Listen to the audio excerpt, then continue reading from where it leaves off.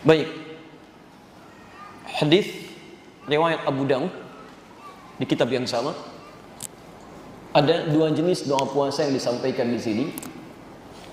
Pertama di nomor hadis 2357. Yang kedua nomor selanjutnya 2358. Sebentar.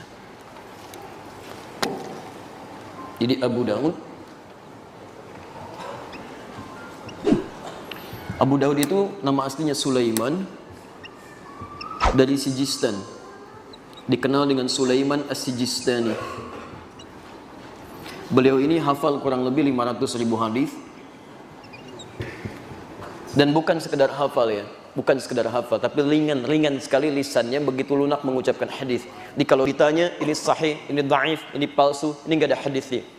Tanyib, sampai-sampai Ibnu Qayyim Al-Jauziyah menyampaikan kalau dulu ada Nabi Daud mudah melunakkan besi dengan tangannya, maka ini Abu Daud mudah melunakkan besi dengan lisannya. Maka sejak saat itulah masyarakat mengenal beliau dengan kunyah sebutan Abu Daud. Paham sampai sini? Jadi bukan anaknya namanya Daud kemudian dikenal menjadi Abu Daud. Jelas ya?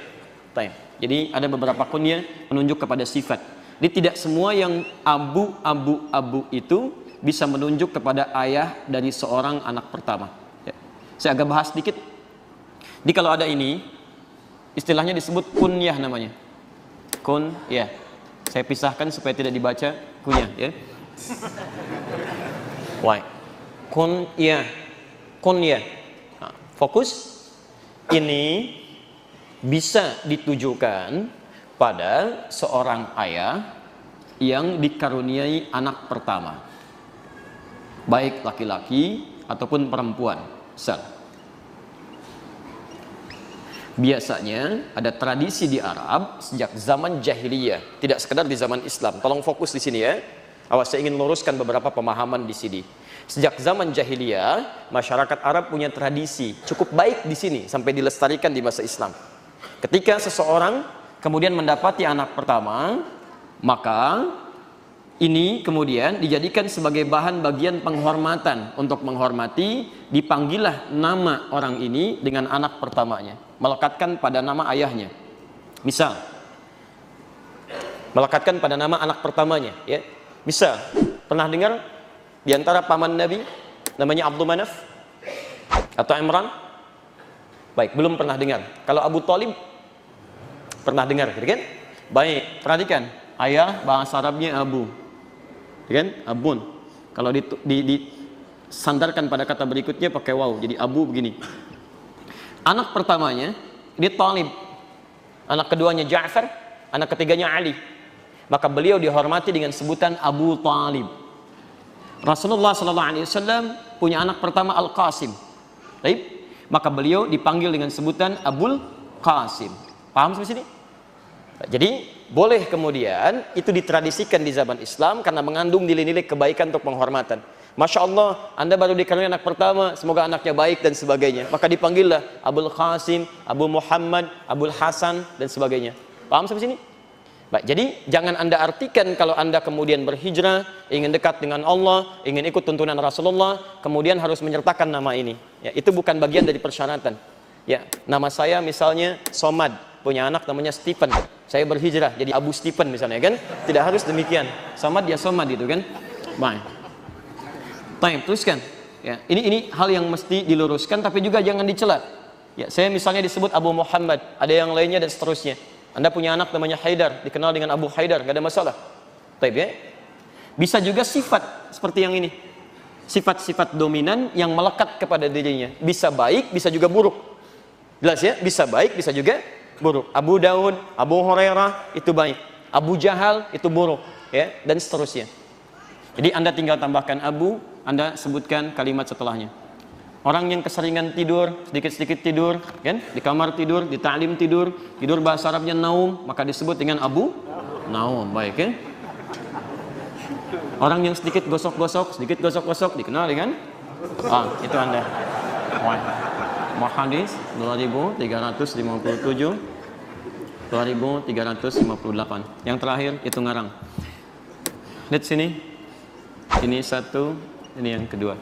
Perhatikan, cuma beda satu nomor.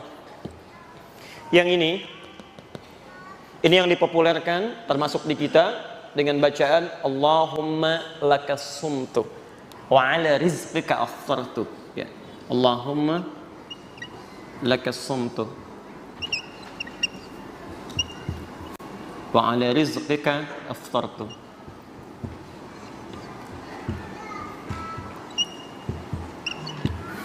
Fokus. Pernah dengar doa ini? Atau ada tambahan riwayat lain, Allahumma lakas sumtu wa bika amantu dan seterusnya. Pernah dengar ini? Taib, maka sumber utamanya diantaranya ada di Abu Daud, nomor hadis 2357.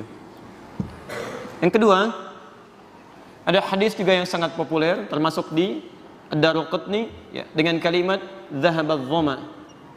Ya, Dhahaba adh-dhama'u wabtallatil 'uruq, ya, wa thabata al-ajru insyaallah. Tallatil 'uruq wa thabata al-ajru insyaallah. Insyaallah. Dua doa ini kalau kita lihat rujukannya tersebut dalam kitab yang sama, hanya beda satu nomor, tapi nanti dengan penilaian yang berbeda. Yang ini diperselisihkan oleh ulama. Ada yang berpendapat bahwa riwayatnya sahih, walaupun juga ada hadis-hadis lain yang serupa yang nilainya lemah, dhaif. Cuma dalam kaidah ketika dhaif bertemu dengan syahid yang lainnya maksudnya menguatkan. Ya, misal ada di sini 3 orang, satu orang lemah ingatan, yang satu ingatannya sedang, yang satu ingatannya kuat. Bertemu 3 orang ini menyampaikan isi yang sama walaupun dengan substansi, walaupun dengan kalimat yang berbeda. Yang satu mengatakan, tadi Ustadz Adi mengatakan, ada di hadis riwayat Abu Daud, nomor hadis misalnya saya sebutkan yang ini 2357. Yang kedua mengatakan nomor hadis 2357 kata Ustadz Adi. Yang ketiga mengatakan di Abu Daud ada doa puasa yang Allahumma lakas sumtu. Isinya sama tidak? Cuma dengan kalimat yang berbeda. Paham sampai sini? Baik, maka pendapat pertama mengatakan bahwa doa ini pun bisa digunakan, dipandang baik karena dikuatkan oleh dalil-dalil yang lainnya, walaupun statusnya diperselisihkan. Ada yang menyebut di sini sahih, ada yang menyebut di sini dhaif. Paham sampai sini? Baik, ini satu. Yang kedua, doa yang ini juga tercantum dalam Abu Daud, termasuk di beberapa kitab yang lainnya. Statusnya ini tidak diperselisihkan, sepakat di dalamnya bahwa dia sahih statusnya. Tidak banyak masalah di sini. Ini sahih, tidak banyak persoalan. Ya, jadi tidak diperselisihkan. Kaidah mengatakan kalau ada di antara dua petunjuk kepada kita, yang satu sekalipun bisa digunakan tapi masih diperselisihkan, sedang yang satu tidak ada perselisihan di dalamnya, maka yang tidak ada perselisihan dipandang lebih kuat untuk diamalkan. Jadi kalau Anda tanya kepada saya, mana yang digunakan? Maka saya mengatakan, sekalipun yang ini bisa dibacakan, tapi saya memilih yang ini untuk lebih diutamakan. Paham sampai sini? Maka saya katakan, dhahabadh dhama wabtallatil 'uruq wa thabatul ajru insyaallah. Paham sampai sini? Tapi kalau ada yang mengatakan Allahumma lakas sumtu pun, kita juga tidak harus menyalahkan karena sandaran dia ada, tapi kita katakan status hadisnya lebih lemah dibandingkan dengan yang ini. Paham sampai sini? Baik, jadi kalau saya katakan, boleh nggak saya baca Allahumma lakas sumtu? Halo, kalau tidak tahu katakan Allahu a'lam. Baik ya. Boleh nggak saya baca Allahumma lakas sumtu? Baik, secara fikih boleh dilakukan karena dalilnya ada, kan? Walaupun dia menggunakan hadis yang diperselisihkan, tapi dia bisa katakan ada kok yang mensahihkan, walaupun ada juga yang mendhaifkan. Tapi kalau saya katakan misalnya, mana yang paling dipilih? Lebih kuat mana? Dhahabadh dhama atau Allahumma lakas sumtu? Dhahabadh dhama. Maka ketika ada persoalan semacam ini, supaya kita keluar dari perselisihan, supaya keluar dari banyak perdebatan, lebih baik kita memilih sesuatu yang tidak banyak peluang di situ untuk dipersoalkan lagi. Paham sampai sini? Nah, jadi saya secara pribadi lebih menggunakan yang ini dibandingkan dengan yang ini.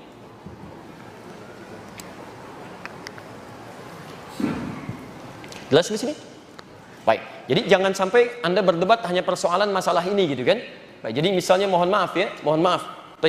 Sampai ribut, ya saya Allah malakas sumtu, saya misalnya dhahabadh dhama dan sebagainya. Ribut di situ, saling mencela dan Anda menghilangkan esensi puasa Anda di situ. Bukankah mencela menghilangkan pahala puasa? Ya kan? Bukankah merendahkan orang lain menghilangkan pahala puasanya, mengurangi kemuliaannya? Jadi sekali lagi saya tanamkan, kalau ingin bacakan doa puasa yang paling kuat posisinya, bacakan yang dhahabadh dhama, Tapi kalau ada yang membacakan Allahumma laka sumtu, itu pun pilihan yang bersangkutan, kita tidak harus mencela atau merendahkannya. Paham sampai sini? Time. Yang salah? Yang tidak berdoa pun sebenarnya nggak salah-salah juga gitu kan. Ketika dia makan, batal puasanya. Cuma dia kehilangan bagian dari sunnahnya. Jelas sampai sini ya? Jadi nggak baca doa aja, nggak salah. Cuma dia tidak mendapatkan pahala sunnahnya. Jadi kenapa Anda kemudian mencela orang baca doa? Paham sampai sini? Baik.